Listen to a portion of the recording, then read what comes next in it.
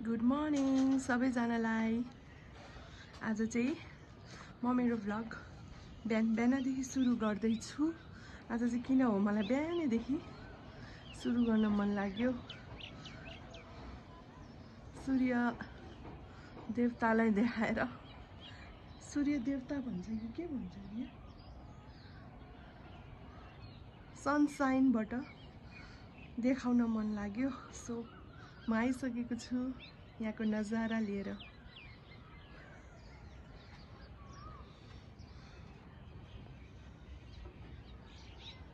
यस्तो छ यहाँ।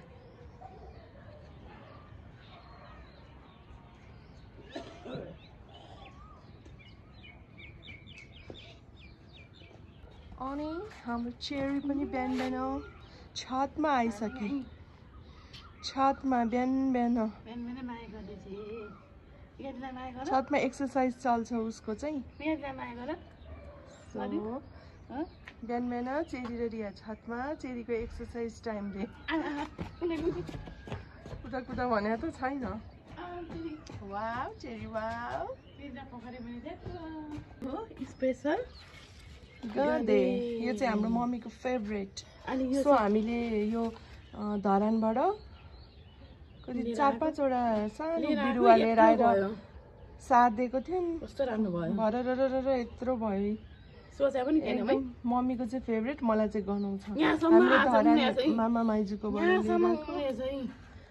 यस्तो बाहिर यी लहराए पुरै यहाँदेखि सबै छ है। यहाँ चाहिँ हाम्रो मुन्टालाको बोट। अनि यहाँ छ मुन्तला।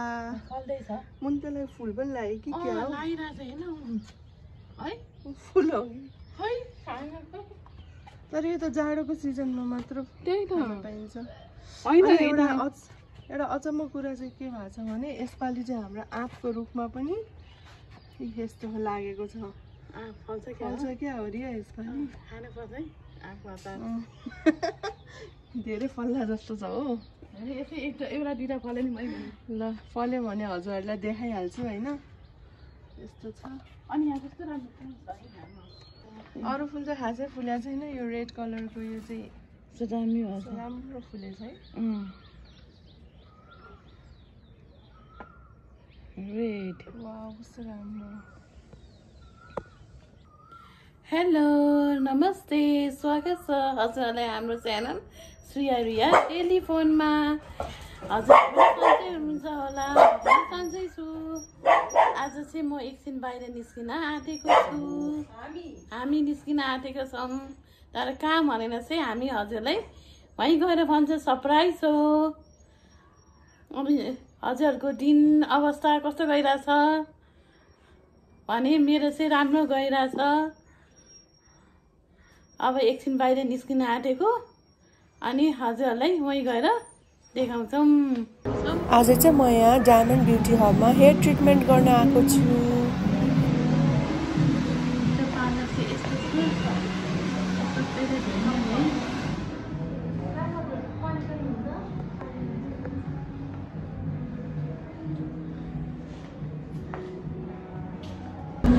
हामी चाहिँ यहाँ आज डायमन्ड ब्युटी हब्समा आएको। यहाँ बुनु के गर्न आएको?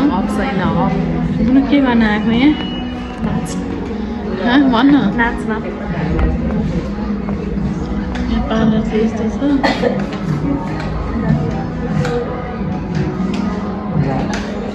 यहाँ बुनु चाहिँ वेडिङमा चाहिँ के गरेको भन? के गरिरहेको बुनु? अब कम्प्लिट हुन आँट्यो। पार्लर यस्तो छ यहाँ।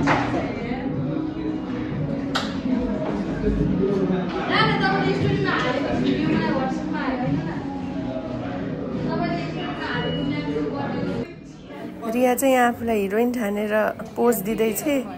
पछाडि अगाडि हेर्दै पुरै आज जेउस रियालाई सुहाएको छ यो हेयर कट। रियालाई कस्तो देखेको छ हजुरहरू पनि भनिदिनु होला, कमेन्टमा लेखिदिनु होला। जस्ट ब्युटिफुल छ। मम्मी हजुर पनि हेरिसो कस्तो देख्यो रिया छोरीलाई? भनिदिसो कमेन्टमा।